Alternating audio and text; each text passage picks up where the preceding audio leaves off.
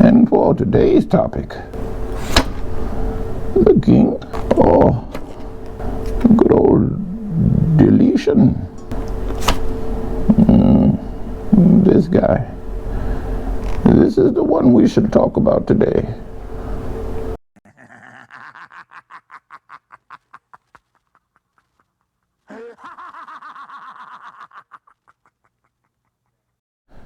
Ladies and gentlemen, I am Dark Magic here again. Thank you for tuning in. Please like, share, and subscribe and all that stuff. I'm not here for the likes. I'm here for the lesson.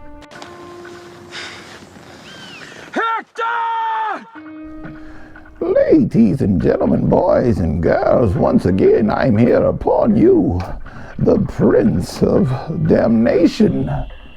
Yes, the child of the pandemic. I am here along with the Helmet of Why to talk to you today. First, about our format. So this is how the format will work. First, I will discuss the crime that has been set upon us. Ladies and gentlemen, boys and girls, our crime today is of Braudel and Rolando Orozco, along with their cousin, Jody Duran. Now, you probably don't know that family. You probably would never know that family, but that family is a family of people who really like to take care of business.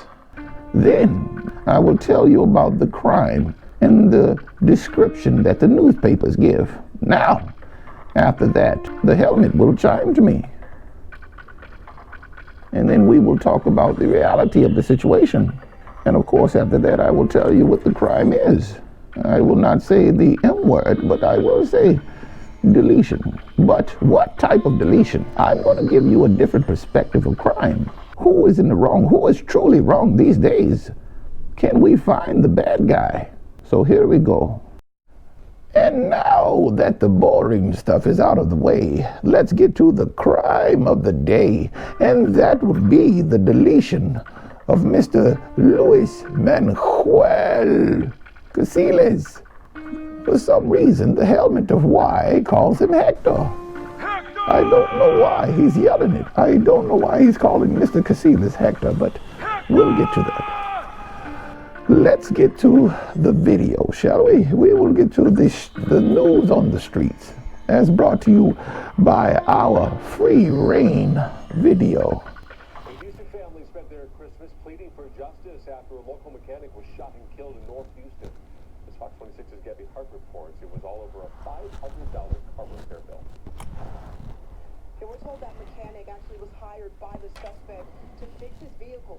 But when it came time to pay the bill, that's when things took a violent turn, which ultimately led to that father of two being gunned down right here near his shop.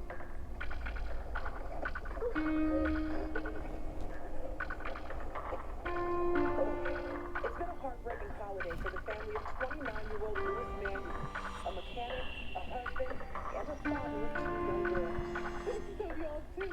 A piece of our life. I know you love you. I know you see this. And you see all of our faces. And someone can look at us and see, I will find y'all. She is very angry. For fixing his truck. The family tells Fox 26 that when the customer came to pick up his vehicle, he had 5 other Hispanic men along with him. And he refused to pay Manuel the $500 that he owed. We're told when the men became aggressive, Refused. told them to take the truck and then took off running. But that's when they say the suspects chased him down and shot him in the head. Manuel died at the hospital. They took out AK-47s. They took out guns. AKs. Individuals, you know who you are. I will find you. Jesus will be under my brother and his family. Manuel's sister says he plans to pick that money up and go buy Christmas presents for his girls. They took $500. They took a life. They took our life. They took our father.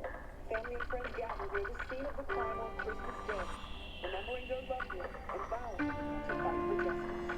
I'll be damned if I let this go on without justice. Yes. Okay, now that we've gotten past that somber scene of Mr. Casillas' sister, letting them know that they had taken the life of a man that was highly valued. Let's get to the story, shall we? Okay, today we are not just here to talk about Mr. Casillas. We are here to talk about Rondell and Rolando Orozco, the brothers too, and their cousin, the infamous Jody Duran. These are all young men. Mr. Casillas was only 29 years old and owned his own mechanic shop. We'll get to that. Also, the Orozco brothers, all first-generation immigrants. You can take the immigrant out of the third world, but you cannot take the third world out of the immigrant. So, as the story says, around 1 p.m. in broad daylight, keep that in mind, 5 men go to Mr. Casillas' shop to hinder him from charging them or Mr. Rondell $500 for some work he did on his truck. Now, I myself have paid $500 to $600 for work on my truck, and I thought it was high too, but I didn't go back with an AK and splatter people all over the place. So what happens is, as was told in the story, Mr. Casillas said, hey, never mind. Go, take the truck. I don't want the money. I'll find another way to buy my kids Christmas gifts. Now, it amazes me that Mr. Casillas on this day, I think a couple of days before Christmas or the day before Christmas, was waiting on that one payment to buy his kids Christmas gifts.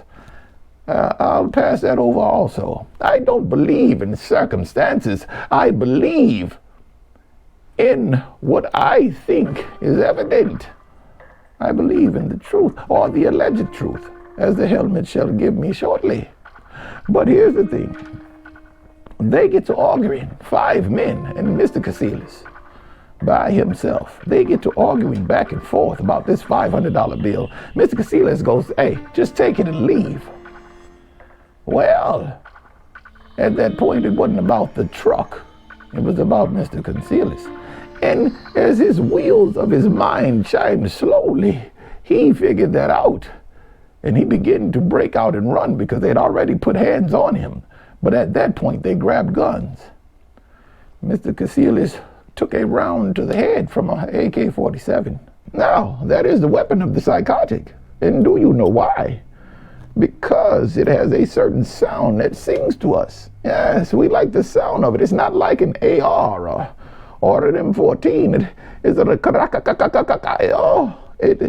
it pets our hearts so much. But anyway, the gentleman took the truck and left. Somehow, Mr. Casillas was brought to the hospital, and that's where he was pronounced deceased. Now, as I said before, Mr. Casillas does not walk with clean hands, as they say, but we'll get to that shortly. But for some reason, again, the helmet calls Mr. Luis Manuel Casillas Hector. So let's get to Hector's story, shall we?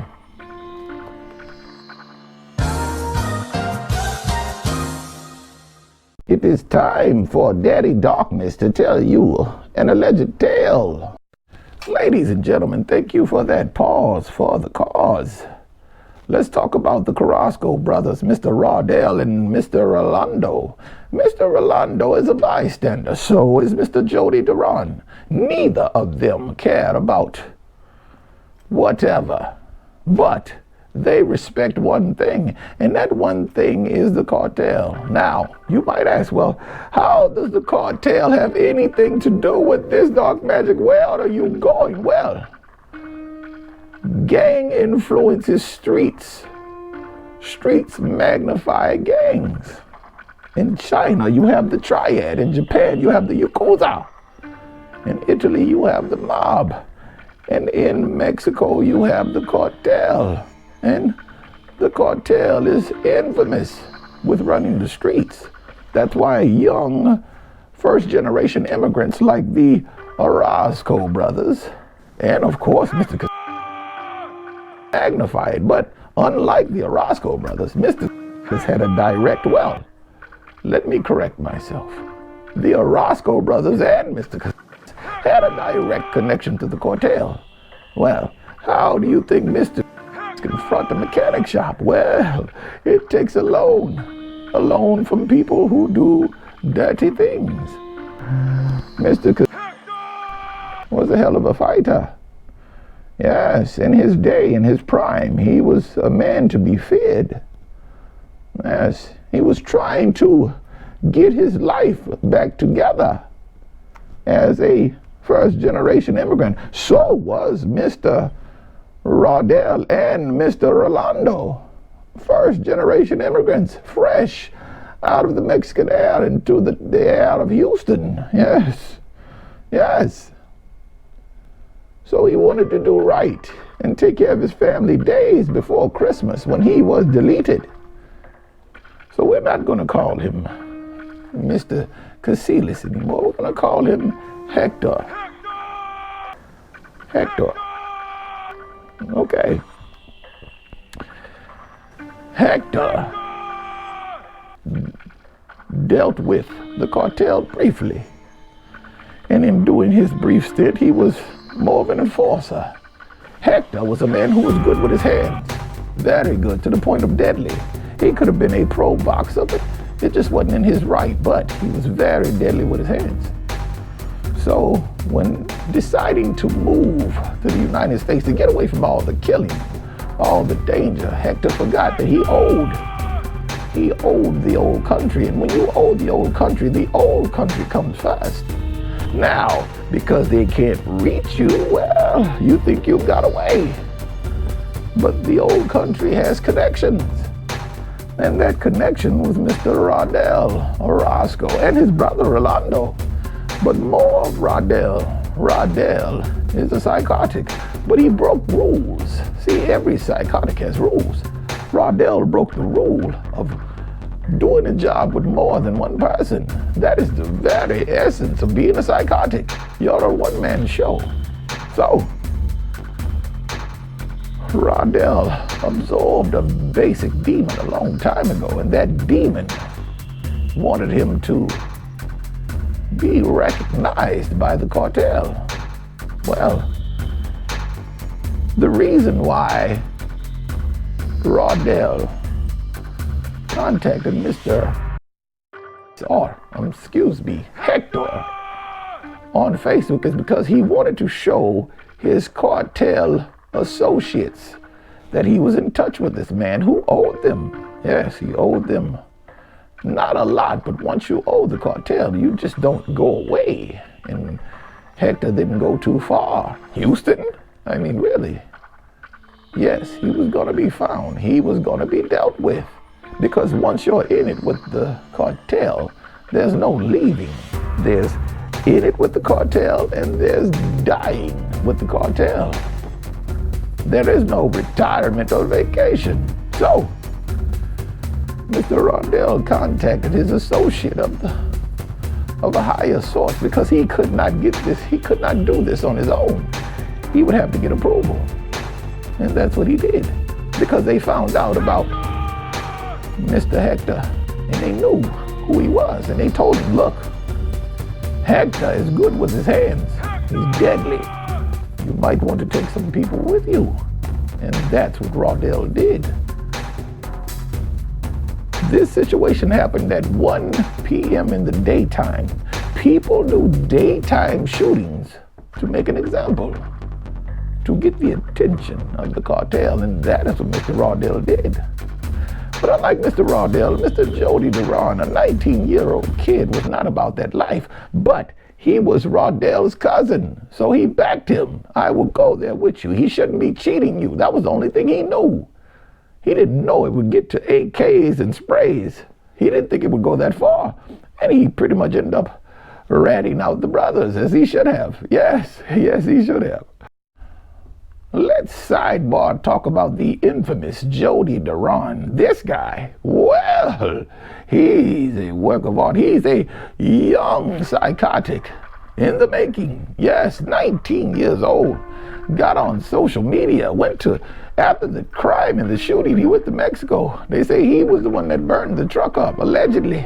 Yes, yes. And then he got online harassing the family, spilling his guts. That's why I said he sold out the Orozco brothers. Yes, I know the squealers. And definitely Jody Duran. Yes, sir. You're a squealer.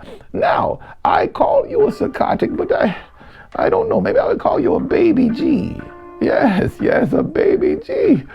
A young psychotic in the making, but you're a rat. Yes, you are. You could not keep it in your pants. Now, 3 of them were arrested. Well, 6 of them were arrested, but only 3 of them were kept. The 3 that they allege were part of the killing.